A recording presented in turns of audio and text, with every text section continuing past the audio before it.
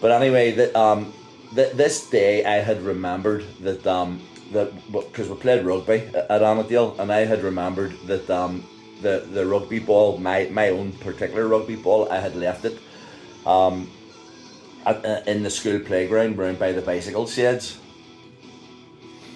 So I needed to go and get it. But it wasn't a matter of, ringing up and going, is it okay if I had to go, climb over the fence, go over the pitches, down into the school. And by this stage it was dark, you know. And I hadn't been in, the school when it's dark. And when you're on your own, in a school like that, and you smell the burning and stuff, and it starts to get you, the kind of freak out. So I went across. Now I went. I didn't go through the quadrangle because right in the heart of the school, right in the square, there were like these mobile classrooms, and then a big long fence, metal fence, then a gate, and then out into the playground. But I could bypass the quadrangle, go around the outside, into the playground, over to the bike sheds, get my rugby ball, and head back home. So I did this. I went down into the playground, and I got the ball. Now I'm being serious.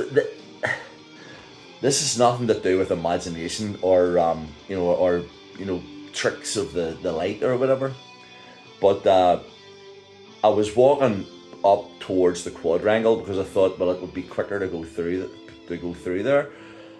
And there wasn't obviously one sinner about. There wasn't even a caretaker, around in those days. And along the fence, the metal fence, where the gate was from the quadrangle into the playground, and there were classrooms there, I was walking towards that. And just as I was approaching it, there's shivers going up my arms now.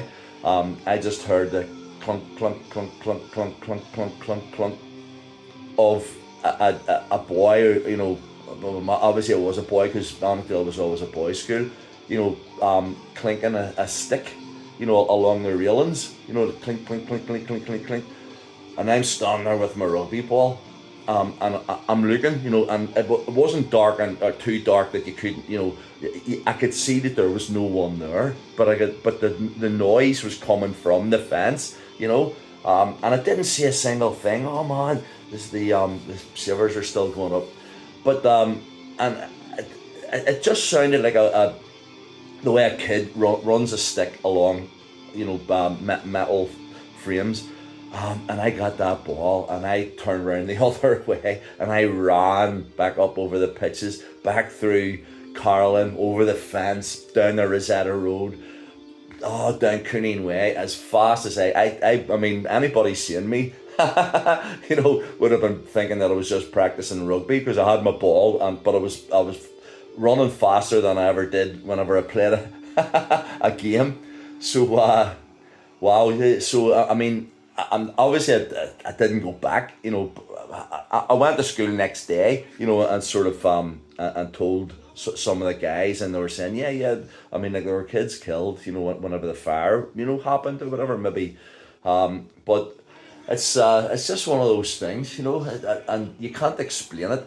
I heard it, and I heard it. I didn't see anything, but it was real, and it wasn't as if I was a kid. By this stage I was like 16, 17 or whatever. I was pretty late on in school. So I wasn't delusional or anything, and I certainly didn't drink or anything, because I was really just wanting to excel, in the playing rugby.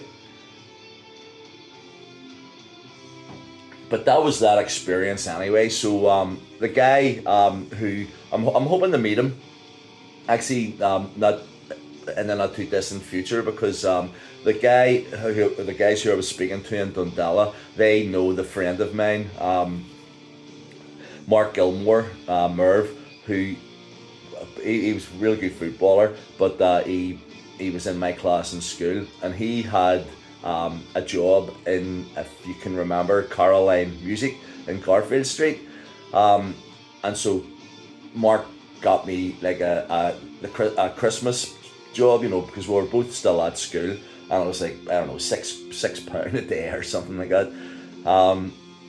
And all you had to do was walk about and make sure that nobody stole any of the LPs. I always remembered poignantly because it was the year that John Lennon was shot.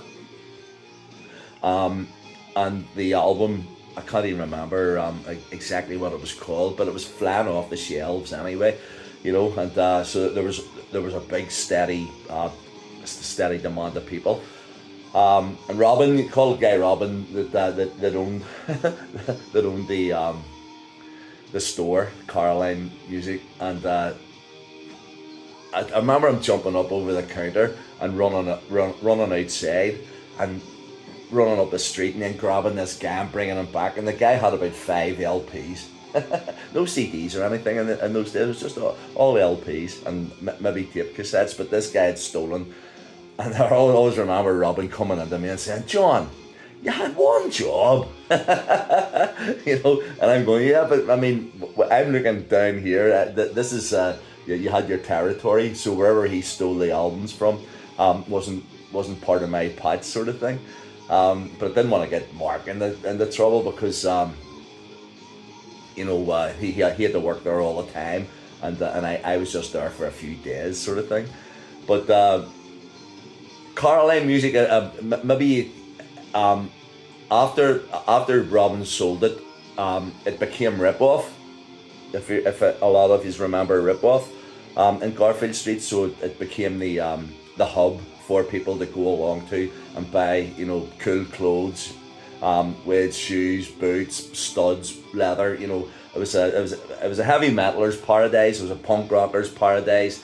It was a teddy boy's paradise. So Mary, the owner, she catered for everything. For everybody, and she was very rarely there anyway. And in actual fact, I remember one time wondering where she was, and Connie Overton, keyboard player, he said to me, "Mary won't be in